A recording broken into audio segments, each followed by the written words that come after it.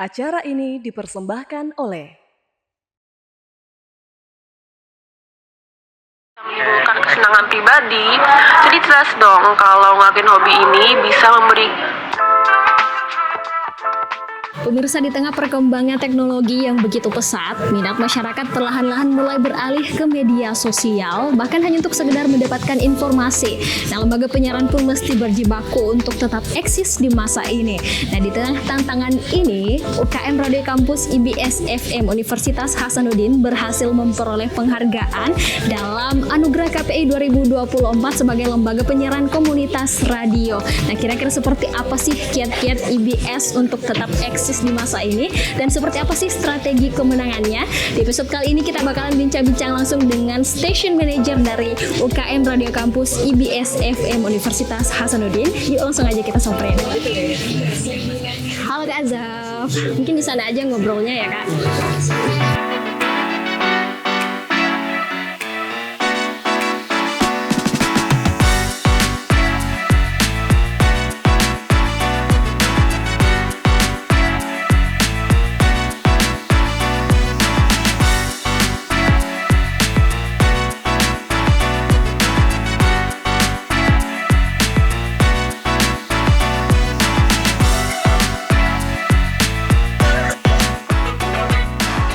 Oke pemirsa, saat ini saya sudah bersama dengan Kak Azaf. Seperti yang saya ceritakan tadi ya, Kak Azaf ini adalah Station Manager dari UKM Radio Kampus IBS FM Universitas Hasanuddin. Kalau di IBS itu Station Manager berarti setara dengan Ketua UKM gitu ya Kak? Ya, jadi kata Station Manager sendiri itu diambil dari radio komersil. Jadi radio komersil itu nama pemimpin utamanya itu biasanya dia disebut station manager.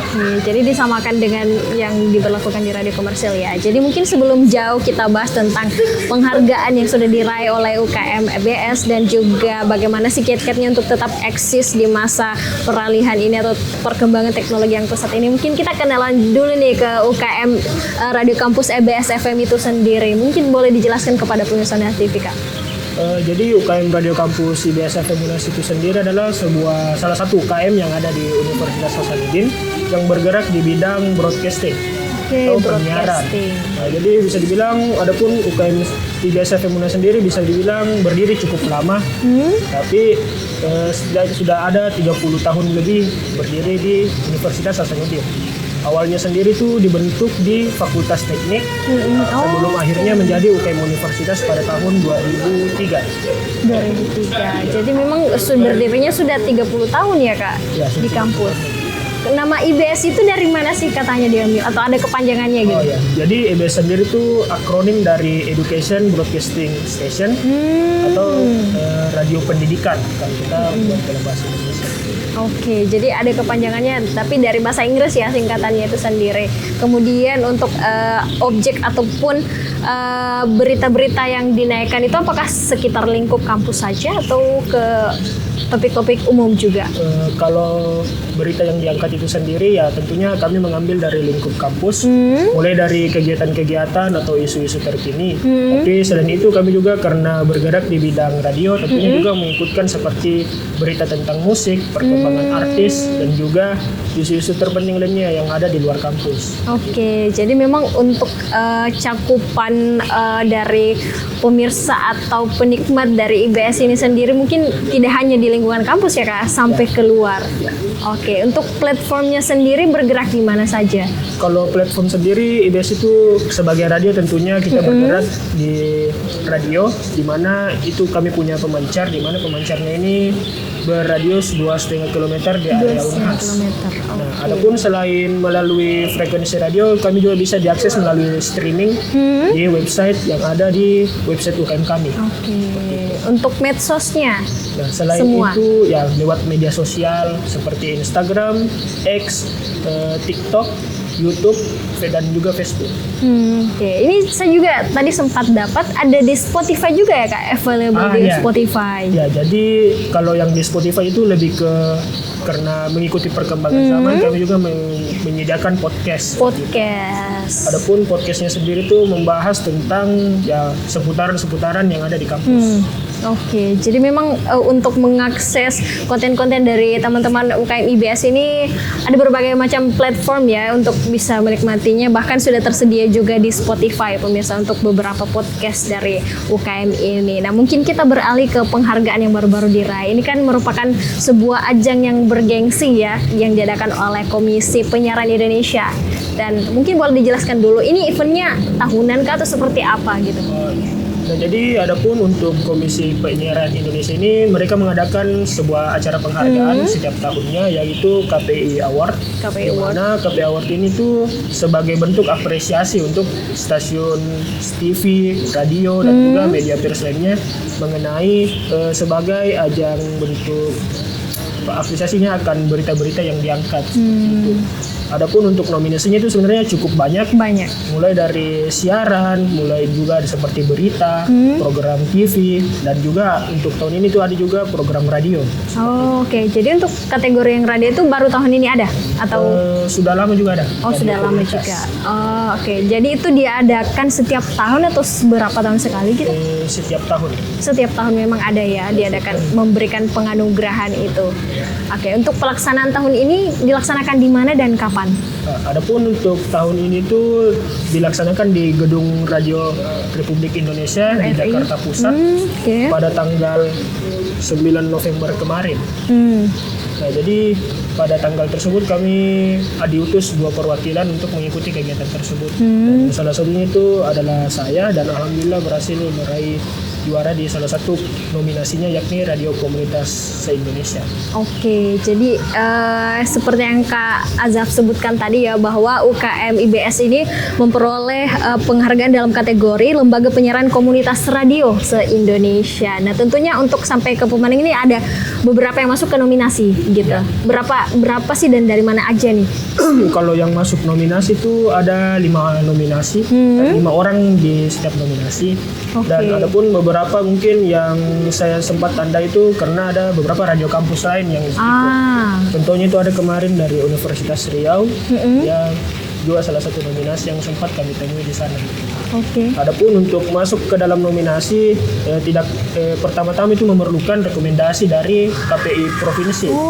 Jadi seperti kan KPI pusat itu memiliki KPI provinsi di bawahnya, dan di bawahnya itu ada lagi KPI daerah. Jadi per kota atau kabupaten ya. Kami perlu memerlukan rekomendasi dari KPI provinsi yang mana setelah itu bakalan diseleksi dari seluruh Indonesia. Oke. Jadi untuk masuk nominasi itu ya salah satu tahapannya itu harus mendapatkan rekomendasi dari KPI provinsi, dan itu pun masih diseleksi ya dari seluruh yang ada di Indonesia. Nah, untuk kategori ini sendiri, kategori yang lembaga penyiaran radio itu tadi, itu indikator penilaiannya apa saja sih, dan bagaimana UKM IBS ini mempersiapkan hal tersebut?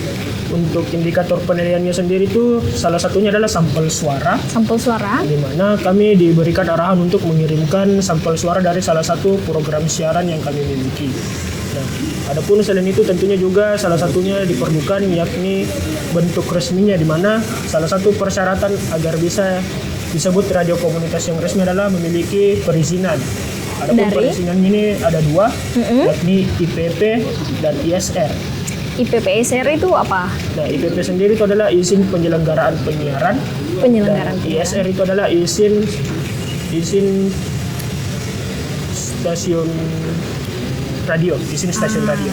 Oke, untuk surat suara tadi, sampel suara tadi itu apa Kak? Seperti apa contohnya? Jadi untuk sampel suaranya sendiri itu kami ambil dari siaran yang kami lakukan. Nah, karena kan jadi KPI ini sebenarnya mengawasi setiap bentuk penyiaran yang ada di Indonesia. Nah, jadi untuk KPI provinsi sendiri itu biasanya mereka mengawasi untuk Santero Makassar dan juga area sekitarnya. Dan kami mengirim salah satu sampel siaran yang kami laksanakan ke KPI untuk menjadi bagian dari seleksi. Jadi yang best of the bestnya lah yang dipilih ya untuk dimasukkan, dan akhirnya melalui persyaratan tersebut akhirnya berhasil masuk dalam nominasi. Persiapannya sendiri gimana sih Kak? Kalau persiapannya sendiri tentunya cukup banyak, mulai dari mengetahui tema dari KPI Award pada tahun ini, dan juga beberapa seperti persiapan berkas dan juga konten-konten untuk lebih bisa dibilang lebih menarik perhatian bagi KPI sendiri. Gitu. Oke, jadi memang harus benar-benar sangat aware ya dengan apa sih yang lagi hype sekarang gitu, apa sih yang lagi naik, apa sih yang lagi trending. Nah ini kan tentunya ada banyak tahapan nih, selain untuk setelah sampai ke tahapan masuk di nominasi, penilaiannya itu seperti apa? Apakah di vote kah? Apakah hanya berdasarkan juri dan lain sebagainya? Gimana sih Kak? Kalau penilaiannya sendiri itu berdasarkan juri, jadi bukan melalui vote, Bukan karena vote ya? saya sendiri juga baru mendapatkan informasinya pada saat itu, setidaknya H-3 baru diberitahu bahwa alhamdulillah masuk nominasi. Dan untuk pengumuman juaranya sendiri baru diinformasikan ketika ya pengumuman. Oh jadi memang pada momen pengumuman itu semua yang masuk nominasi ya wajib datang gitu ya? Iya. Iya, oke. Dan memang pure hasil juaranya itu berdasarkan keputusan dari juri, Iya. tidak ada vote dari masyarakat gitu? Ya. Oke, pure dari juri. Selanjutnya nih Kak, kalau menurut Kakak sendiri apa sih tantangan yang dihadapi saat menjemput kemenangan ini gitu? Mungkin kalau bisa dibilang tantangannya itu seperti misalkan karena kegiatannya kemarin di Jakarta, Oke. jadi tentunya sempat terkendala akses transportasi. Tapi alhamdulillah kemarin sempat dapat bantuan dari Universitas Hasanuddin membantu untuk memberikan tiket pesawat dan juga uang jalan ke sana. Oke. Selain itu mungkin salah satu hambatannya juga kemarin adalah informasinya yang begitu mendadak. H-3 sehingga membuat kami harus cepat-cepat mengajukan permintaan Permohonan.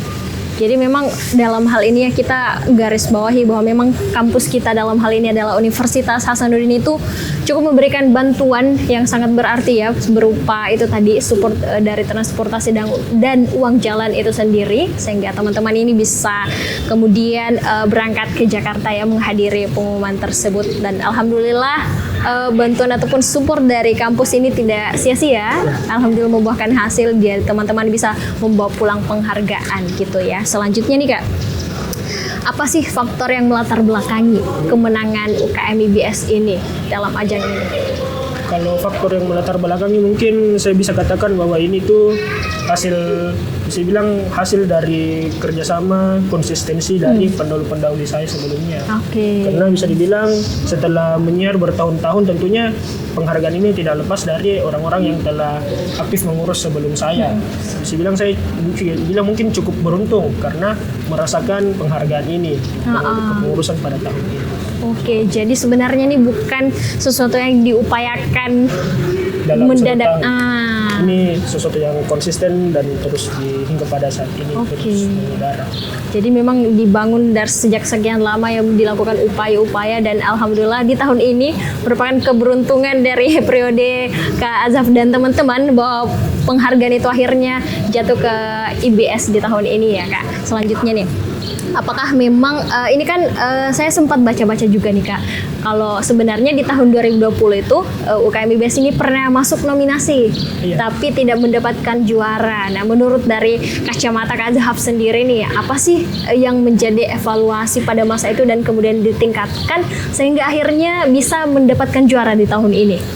Kalau dari pandangan saya mungkin karena pada tahun 2020 kan kemarin sempat ada COVID-19. Jadi bisa dibilang itu juga salah satu penghalang yang cukup besar pada waktu itu. Sehingga seperti kan pada waktu itu kegiatan di kampus sempat ditiadakan untuk sementara waktu. Jadi mungkin itu bisa menjadi salah satu penilaian yang cukup besar pada waktu itu sehingga mengakibatkan meskipun lolos nominasi tapi tidak meraih juara pada waktu itu. Oke, Kak Azaf ini juga yang menjadi topik yang menarik ini menurut saya, bahwa memang di masa sekarang ini mungkin minat orang untuk mendengarkan atau menjadi pembaca ataupun pendengar dari lembaga-lembaga penyiaran baik itu televisi, radio dan lain sebagainya itu sudah berkurang gitu, dan mungkin minat masyarakat lebih mengarah kepada media sosial, bahkan untuk memperoleh informasi saja itu mereka langsung buka medsos saja sekarang gitu. Nah, tentunya ini menjadi tantangan juga buat Kak Azhaf dan juga teman-teman yang bergerak di bidang penyiaran itu sendiri. Nah, kalau dari Kak Azhaf dan teman-teman IBF sendiri, gimana sih kiat-kiatnya untuk tetap bertahan di tengah peralihan minat masyarakat ini? Ya, jadi tentunya dengan perkembangan teknologi yang semakin maju dan kemudahan akses informasi juga menjadi tantangan bagi lembaga penyiaran, bukan hanya bagi IBS FM khas, tapi juga bagi radio-radio di seluruh Indonesia. Namun menghadapi teknologi tersebut tentunya kita harus menyesuaikan diri dengan lingkungan pada saat ini. Karena perubahan tersebut tentunya tidak dapat kita hentikan sehingga kita hanya bisa mengikuti perubahan tersebut. Dan salah satu strateginya yang mungkin dilakukan oleh BSF Unas itu sendiri adalah dengan menggiatkan media sosial dan juga membuat konten podcast. Karena mengingat bahwa kedua ini juga merupakan salah satu yang sedang naik daun pada saat ini. Namun tentunya juga tidak melupakan jati diri kami sebagai lembaga penyiaran dan tetap aktif melakukan kegiatan penyiaran di stasiun radio kami. Oke. Jadi itu tadi pemirsa sebagai closing dari Kak Azaf juga bahwa memang di tengah perkembangan zaman ini perlu dilakukan adanya penyesuaian ya, seperti itu, seperti yang dilakukan Kak Azaf dan teman-teman IBS seperti dengan melakukan podcast, kemudian meningkatkan konten-konten di media sosial karena memang itu yang sedang banyak diminati saat ini. Namun perlu digarisbawahi bahwa tidak boleh juga melupakan jati diri sebagaimana tugas dan fungsi yang seharusnya dari lembaga penyiaran itu sendiri. Nah mungkin cukup sekian teman-teman podcast kita atau sharing-sharing kita pada hari ini. Terima kasih banyak kepada Kak Azaf untuk sharing-sharingnya dan selamat kami ucapkan kepada teman-teman di UKM Radio Kampus IBS FM Unhas atas penghargaan yang telah diraih. Terima kasih banyak juga kepada pemirsa Unhas TV yang selalu senantiasa menyaksikan Unhas Story. Jangan lupa untuk terus saksikan Unhas TV untuk mengakses program-program menarik lainnya. Saya Fasya Rahman mewakili kru yang bertugas pamit undur diri dan sampai jumpa. Wassalamualaikum warahmatullahi wabarakatuh.